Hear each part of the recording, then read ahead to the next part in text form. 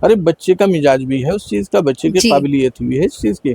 तो higher education में 2 चीज़ें देखनी चाहिए कि बच्चा डिज़र्विंग है या नहीं है, जी। काबिल है या नहीं है, और जी। दूसरा उसकी इच्छा भी है या नहीं है, नहीं है, या बिल्कुल। माँ-बाप के धक्के में जा रहा है वो। अब मेरी बात जी। पकड़िए, सचिन तेंदुलकर फेल ही जी। हो गए थे, जी, जी। जैसा सुनने में आता, मुझे नहीं। अब अगर उसे डॉक्टरी में डालते शायद सेलेक्ट ही नहीं होता, बिल्कुल 2-4 सर। साल डिप्रेशन करके कुछ जी। चूहे की मार की दवाई खा के मरमरा लेता, जी, तो बच्चे के माइंड से पूछ लेना चाहिए सर। हिंदुस्तान की इतनी बड़ी संभावना निकल जाती। जी, तो एजुकेशन सिस्टम को हमें विवेकपूर्ण बनाना होगा, बिल्कुल सर। विवेकहीन बना रहे हैं हम, समस्या यहाँ है।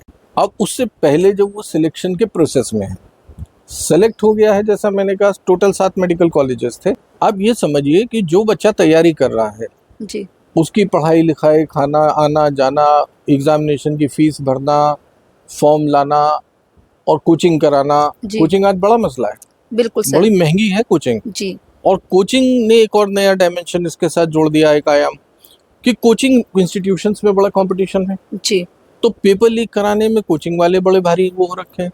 Right sir. और कोचिंग के आजकल जैसे कोटा है या ऐसे सेंटर्स बन गए, उन पे पिक्चरें भी बनी हैं, केस स्टडीज भी हुई हैं कि बच्चे डिप्रेशन में जा रहे हैं, जी, सुसाइड्स हो रहे हैं। Right sir. तो ये व्यवस्था को आप किसी इंडिविजुअल पे मत लाइए सर, ये समग्रता से देखिए इस व्यवस्था को। यहाँ ग्लास में लोटे में भांग नहीं है, राइट सर। यहाँ तो कुएं में भांग आ गई है। जी, आपको उसके रूट से निकालना पड़ेगा समाधान। वो जो बच्चे तैयारी कर रहे हैं, उनके माँ बाप कम से कम कई लाख रुपया खर्च करते हैं, जी, ये गारंटी नहीं है कि वो सेलेक्ट होंगे। बिल्कुल सर। बात पकड़िए। उस बच्चे का तो चलो कामयाब हो गया, जिसके बच्चे ने आज वो कम से कम कल बन के डॉक्टर तो निकलेगा, जी, जी, वो तो एक सेफ इन्वेस्टमेंट हो गया कि 1 करोड़ रुपया खर्च करा, डॉक्टर कर लिया। सर। इस देश में और बहुत सारे वैसे काम है, दहेज वहेज फलाना ढिमकाना, ये सब वो सब कहीं ना कहीं से वो अपना कंपेंसेट करेगा। अच्छे बुरे 10 तरीके, नौकरी मिलेगी, कामकाज करेगा, प्रैक्टिस करेगा, पैसा इन्वेस्टमेंट मान लीजिए निकाल लेगा। हालांकि सर। वो भी भारी है, जब मैंने कहा 300 रुपये में हमारा निकल जाता था हॉस्टल पूरा, तो जी, हम तो शुक्रगुजार हैं इस मुल्क के, और एहसानमंद होना चाहिए हमको। अब मुझे बताइए वो लड़का क्यों एहसानमंद हो इस देश का, मुझे जी, बताइए। पहले उसके माँ बाप घर बेचें, उसे जी, पढ़ावें, कोचिंग वगैरह करवावें, तैयारी करवावें, 2-2 3-3 साल वो बच्चा बेचारा लगा रहे। जी, और बड़े काबिल ठीक ठाक बच्चे हैं वो ऐसे नहीं है, वो ठीक है 1-2 मार्क्स से इधर उधर हो गया, उसका मिस हो गई, जी, कम काबिल नहीं था उस बच्चे से जो सेलेक्ट हुआ है। उसके बाद उसका कोई भविष्य नहीं है, डिप्रेशन उसके आगे खड़ा है, बिल्कुल सर। घर की माली हालत का गिल्ट उसके ऊपर खड़ा है कि भाई जी, मैंने अपने माँ बाप का ज़ाया कर दिया। आप सोचिए ना कितनी कम उम्र में, 17 साल 18 साल 20 साल की कम उम्र में उस लड़के कितना बोझ डाल दिया है। बिल्कुल सर। तो क्या व्यवस्था बना दी आपने, ऐसी रैट रेस बना दी है। आपको ऐसा क्यों चाहिए? और फिर उसकी भरपाई के लिए आपने क्या किया है, प्राइवेट मेडिकल डेंटल और ये जो है इंजीनियरिंग कॉलेजेस खोल दिए हैं भरमार, जहाँ जी, से कोई सुरक्षा नहीं निकल बिल्कुल रही है, सर। कोई अच्छे वो नहीं निकल रहे हैं, जी, गुणवत्ता का प्रोडक्ट नहीं निकल रहा है, जी, उसकी वैल्यू ही खत्म हो गई है एमबीबीएस बिल्कुल की। सर। बीई के बाद बैंकिंग में जा रहे हैं, भैया इंजीनियर क्यों बने थे अगर तुमको बैंकिंग ही करनी थी। Right sir. तो हालात आपने ऐसा गड्ढम-गड्ढ, उसके बाद एमबीए करते घूम रहे हैं, कोई ये कर रहा है। तो ये जो हालात बन रहे हैं देश में, ये सारी शिक्षा व्यवस्था पे प्रश्न चिन्ह खड़ा करते हैं। सिर्फ इस पे ही नहीं खड़ा कर रहे हैं, एक प्रक्रिया पे, एग्जाम की प्रक्रिया पे नहीं खड़ा जी, कर रहे हैं। तो कोई भी व्यक्ति हो, मैं, आप प्रधान जी कह रहे हैं, मैं प्रधानमंत्री कह रहा हूँ, जी, इतने बड़े प्रधानमंत्री भी नहीं है, समझ लीजिएगा कि उनके कंधे पे बोझ रख दीजिए दब जाएंगे वो। जी, ये व्यवस्थाएं इतने सालों में बनी हैं, शिक्षा व्यवस्था, शिक्षा के जैसे हमारे यहाँ जी, ब्रह्मचर्य का था, इसका था, आश्रम व्यवस्था थी, हम वहाँ जाया करते थे, पढ़ाया करते थे। तो शिक्षा व्यवस्था तो इतनी, उनकी अच्छाइयों को भुला करके हम इस तरफ क्यों पकड़ रहे हैं? इसके गर्भ में क्या है, इसकी जड़ में क्या है? लालच है। Right sir. हमने शिक्षा को धंधा बना, शिक्षा के हर पायदान पे हमने एक धंधे का रास्ता खड़ा कर दिया, कहीं कोचिंग खड़ा कर दिया, कहीं प्राइवेट मेडिकल कॉलेज या जी, डेंटल इंजीनियरिंग कॉलेज खड़ा कर दिए। तो शिक्षा सेवा नहीं रही, शिक्षा हुनर नहीं रहा, शिक्षा धंधा बन गया है। राइट, बिल्कुल सर। तो जब धंधा बन जाएगा, तो धंधा तो अगर मुनाफा नहीं तो वो मंदा, धंधे के हिसाब से चलेगा। अगर धंधा में मुनाफा नहीं तो वो मंदा। अब क्यों पड़े मंदा, कैसे चले धंधा? तो वो हर अनैतिक, अनैतिक, नैतिक हर हथकंडा चलेगा, और उसको हम देख रहे हैं इस हथकंडे को।